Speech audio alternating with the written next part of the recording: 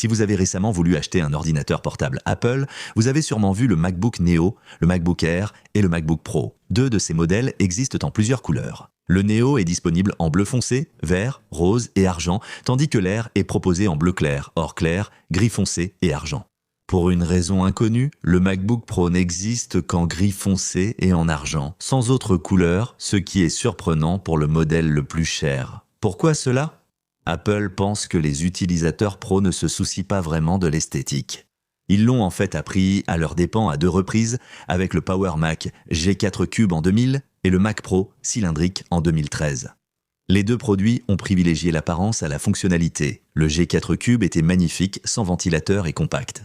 Mais les professionnels de l'époque avaient besoin de emplacements d'extensions PCI pour des choses comme des cartes SCSI, des interfaces audio supplémentaires et du matériel de capture vidéo. En les omettant au nom de la miniaturisation, le G4 Cube offrait un rapport qualité-prix médiocre comparé au G4 Tower, plus performant et plus abordable. Apple a fini par vendre un total de 150 000 G4 Cube, ce qui était plutôt décevant comparé aux 700 000 G4 Tower estimés vendus pendant la même période. Après seulement 1 an de production, le Power Mac G4 Cube a été abandonné. 12 ans plus tard, en 2013, Apple a commis une erreur similaire avec le Mac Pro, en abandonnant le format tour traditionnel pour utiliser un boîtier cylindrique compact à la place. Phil Schiller a dit cette phrase célèbre après l'avoir dévoilée. « On ne peut plus innover, mon œil. » Et il est vrai qu'Apple a beaucoup innové pour créer cette machine, mais ce sont des innovations que très peu d'utilisateurs pro désiraient. Sa taille réduite impliquait une capacité thermique moindre, limitant souvent les performances et offrait peu d'espace pour l'extension interne, pourtant un grand atout du Mac Pro à l'origine. Les utilisateurs professionnels qui avaient besoin d'ajouter des cartes PCIe, plusieurs GPU ou du matériel spécialisé étaient obligés de connecter des périphériques Thunderbolt externes. Cela encombrait vite l'espace de travail et rendait l'ensemble difficile à déplacer dans un studio. Et vous savez, j'avais un problème similaire lorsque j'utilisais mon MacBook Pro pour enregistrer des vidéos, puisque je dois connecter un téléprompteur, une caméra, un disque externe et un écran externe. En 2019, Apple est revenu au format tour pour le Mac Pro. Ce n'était peut-être pas aussi joli que le modèle cylindrique, mais c'était bien plus pratique et fonctionnel. C'est l'une des raisons principales pour lesquelles le MacBook Pro n'est pas proposé en couleur. Certaines industries utilisant beaucoup ces ordinateurs portables découragent, voire interdisent, les couleurs vives, notamment sur les plateaux de tournage ou lors de spectacles, où un équipement coloré peut distraire ou apparaître par reflet. La majorité des équipements de production, tels que moniteurs, micros, caméras, câbles et ordinateurs portables, sont argentés ou noirs. Mais si vous êtes un employé de bureau libre de choisir la couleur de votre ordinateur, eh bien, dans ce cas, il vaut la peine de parler de la démographie des clients qui achètent le plus souvent des MacBook Pro. Apple fabrique des ordinateurs pour 2 types de personnes différents, le grand public et les professionnels. C'est ainsi depuis 1997, lorsque Steve Jobs est revenu dans l'entreprise avec une stratégie de produits simplifiée, où il fabriquait un ordinateur de bureau et un ordinateur portable pour un usage grand public, et 2 modèles supplémentaires pour une utilisation professionnelle. La raison pour laquelle Apple ne pouvait pas fabriquer un seul ordinateur pour satisfaire les 2 marchés, c'est parce que leurs besoins étaient complètement différents. Les utilisateurs ordinaires voulaient quelque chose de petit, léger, personnel et surtout abordable. Mais ceux qui utilisaient leur ordinateur comme outil de travail voulaient puissance, performance et fonctionnalité.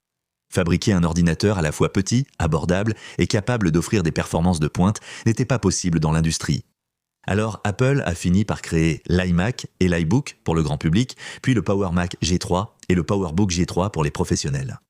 Apple a adopté une approche unique lors de la conception de ses ordinateurs, en proposant non seulement les modèles grand public dans des couleurs vives et amusantes, mais aussi le modèle professionnel de bureau, qui est passé d'une boîte beige à une tour translucide bleu vif.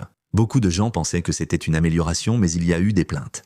Un critique a écrit « Le nouveau Power Mac G3, bleu et blanc, a une apparence saisissante, bien que certains puissent dire qu'Apple est allé trop loin en utilisant ces couleurs sur un ordinateur professionnel. » Plus tard, ils ont ajouté « C'est un peu tape à l'œil ». Il n'est peut-être pas surprenant que le critique était un homme. Selon une étude de 2000, portant sur 500 filles et 150 garçons âgés de 15 à 18 ans, 85% des filles et 87% des garçons utilisaient de l'ordinateur et Internet avec aisance. Mais les filles étaient 5 fois moins enclines à envisager des études ou carrières en technologie. Et au cours des 25 années qui ont suivi, pas grand-chose n'a changé. En 2025 seulement, 28% des postes informatiques aux États-Unis étaient occupés par des femmes, ce qui influence la conception des ordinateurs pour ses clientes. Si la cible démographique d'un produit est composée à plus de 70% d'hommes, il y a peu de chances qu'il soit fabriqué dans des couleurs considérées comme féminines. Apple a répondu aux plaintes concernant le Power Mac G3 en lançant un modèle mis à jour seulement 7 mois plus tard. Le design bleu vif et blanc a été remplacé par une couleur neutre bleu-gris appelée graphite, qui a été mieux accueillie par les clients. Pendant la même période, l'ordinateur portable Pro d'Apple n'a jamais été proposé dans une autre couleur que le noir, bien que cela changerait quelques années plus tard, en 2001, avec la sortie du Titanium PowerBook G4. C'était le premier modèle avec un boîtier en métal plutôt qu'en plastique, et Apple en a fait un événement. C'est un matériau incroyable, plus résistant que l'acier et plus léger que l'aluminium. C'est incroyable. Et ce n'est pas, vous savez, IBM a parlé de titane. Ils mettent juste un peu de poudre de titane dans le plastique. Ça ne compte pas. Ici, c'est du vrai titane de qualité commerciale. Comme celui qu'ils utilisent pour construire des avions. Steve Jobs a omis de dire que le titane était peint en argent, alors que le cadre et la charnière en fibre de carbone étaient peints en blanc. Aucun de ces matériaux ne retenant bien la peinture, le boîtier s'écaillait souvent. Il y avait aussi des problèmes de réception Wi-Fi faible, car le titane interférait avec les signaux sans fil. Ainsi, 2 ans plus tard, Apple a mis à jour le PowerBook avec un design entièrement en aluminium et Steve Jobs a précisé que le métal était cette fois anodisé au lieu d'être peint. Ils l'ont fabriqué avec un nouveau matériau après avoir tout étudié. Le meilleur matériau pour fabriquer cela était un alliage d'aluminium de qualité aéronautique. C'est magnifique et c'est anodisé dur, pas peint. La réaction au PowerBook en aluminium a été extraordinaire. Il a été lancé au début de 2003 et a conduit à un record de 530 000 unités vendues cette année-là, établissant un nouveau record chaque année suivante jusqu'à ce qu'il soit remplacé par le MacBook Pro en 2006. Cela a envoyé un message clair à Apple, les clients adoraient le design en aluminium anodisé, donc ils l'ont gardé pour le MacBook Pro. En coulisses, Apple misait encore plus sur ce matériau en développant une technique de fabrication capable de sculpter un châssis monocoque sans joint à partir d'un seul bloc d'aluminium. Ce design monocoque a fait sa première apparition à la fin de 2008 avec le MacBook Pro et a finalement été utilisé pour le MacBook Air. Les clients aimaient la sensation de qualité d'un portable tout en métal d'un seul tenant, mais se sont lassés de la même couleur argentée, année après année. L'iPod Nano avait des designs colorés en aluminium, pourquoi Apple n'a-t-elle pas fait pareil avec un MacBook ? Les ordinateurs portables étaient utilisés très différemment des lecteurs de musique de l'époque ou des iPhones actuels. Les clients veulent des ordinateurs plus durables et qui durent plus longtemps. L'aluminium anodisé peint est solide sur une surface plane, mais il a tendance à s'écailler sur un arête à 90 degrés car il est difficile pour la peinture d'adhérer correctement. On l'a vu récemment avec l'iPhone X7 Pro premier modèle avec bloc photo en aluminium anodisé peint et les clients ont vite constaté sa facilité à s'écailler. Il y a 3 ans, le MacBook Pro Midnight peint avait également ce problème.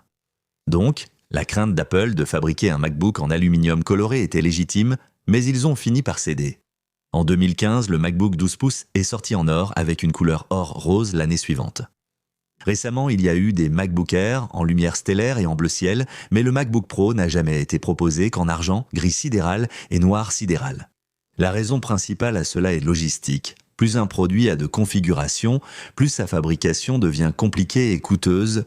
C'est pourquoi les 2 modèles qui existent en plusieurs couleurs, le MacBook Neo et l'iMac, sont les moins configurables de toute la gamme, tandis que les modèles les plus configurables, le MacBook Pro et le Mac Studio, ne sont pas proposés en couleur.